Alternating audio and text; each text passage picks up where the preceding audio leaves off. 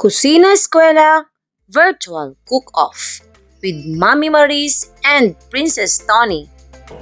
Hello everyone! Welcome po sa ating Nestle Wellness Campus Sarap Sustansya Cook-Off Competition. Ako po pala si Teacher Ina na bumabate ng magandang araw sa inyo. Andito na naman po tayo upang magbigay sa inyo ng bagong recipe na masustansya, masarap at abot kaya. Kasama ko pala ngayon ang ating parent-pupil participant para sa cook-off contest. Ako po si Marisa, ang iyong cookmare at kapartner sa kusina at foodie. Ako naman po si Princess Antonia mula sa ikalimang baitang.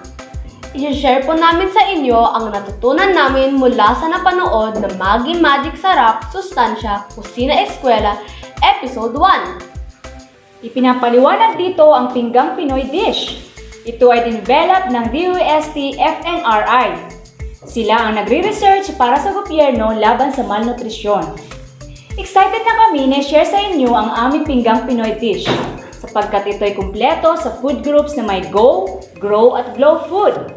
Ano nga ba ang Go, Grow at Glow foods, anak? Ang Go Foods ay ang mga pampalakas or carbohydrate-rich foods tulad ng kanin, mais at tinapay. Ang Grow Foods naman ay mga pampalaki ng katawan o protein-rich foods. At ang Go Foods naman ay nagpapalakas ng immunity laban sa sakit. Mahusay! Tandaan lang po natin ang mga ito. Ugaliing sundin ang pinggang Pinoy ng DOST-FNRI. Lagyan ng tamang dami ng Go, Grow at Glow foods. At sundin ang tatlong principles na moderation, variety at balance sa pagbuo ng pinggang Pinoy. Handa ka na bang gumawa ng healthy plate, Princess? Opo, teacher! Ito ang aming pinggang Pinoy dish, adobong puso ng saging na may itlog ng pugo at tokwa. Halina't simulan na natin! Alam niyo ba ang mga health benefits ng puso ng saging? Ito ay mayaman sa bitamina A, C, E, at mineral na nagpapalakas ng resistensya. Ito ay nagpapababa ng presyo ng dugo, nagpapalakas ng immune system, nagpapagaling ng anemia, at nagpapabuti ng kidney function. Ang dahon ng malunggay ay mayaman sa calcium, iron, phosphorus at vitamina A, B at C. Ang mga bitaminang ito ay mga kilalang antioxidants na mabisang panlaban sa stress, nakakapagpalakas ng immune system, nakakapagpabata, at nakakatulong sa pagbawas ng timbang. Wow! May talbos ng kamote! Alam nyo ba na ang talbos ng kamote, ang mga dahon ay puno ng mga sustansya tulad ng vitamina A, C, at K, pati na rin ang mga mineral, calcium, iron, at potassium.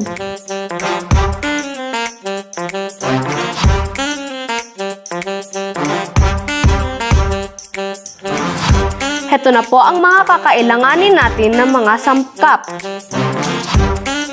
Isang hiniwang puso ng saging, 4 na pirasong hiniwang tokwa, 8 pirasong ng quail eggs, 1/4 cups hiniwang carrots, 1/4 cups hinimay na talbos ng kangkong, 1 pirasong hiniwang patatas, 1/4 cups hinimay na malunggay, 10 grams dahon ng sibuyas, puting sibuyas, 1/4 cup sibuyas, 1/4 cups bawang, suka, 2 pirasong siling haba, paminta, toyo, asin, mantika, at syempre, ang sekretong pampalasa, 1 pirasong magic pork cube at 8 grams ng magic sarap. Iprito ang tokwa sa isang kawali hanggang maging golden brown.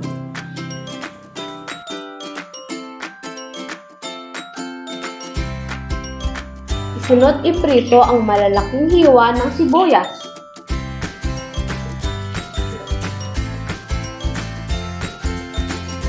I-drain ang sobrang mantika at itabi ang prinitong tokwa at sibuyas. Ay walay na kawali, igisa ang bawang at sibuyas. Sunod, ilagay ang carrots at patatas.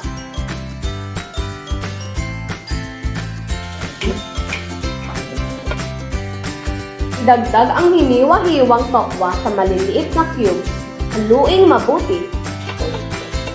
Isunod, ilagay ang puso ng saging. Haluin ito. Timplahan ng toyo. Asin. Panika.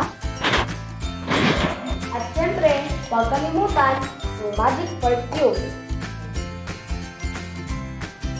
Ilagay ang malunggay at kangkong.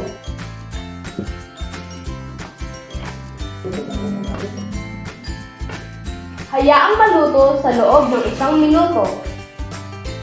Hanguin sa kawali at ilipat sa plato. Budburan ng spring onion at malalaking hiwa ng sibuyas at itlog pugo.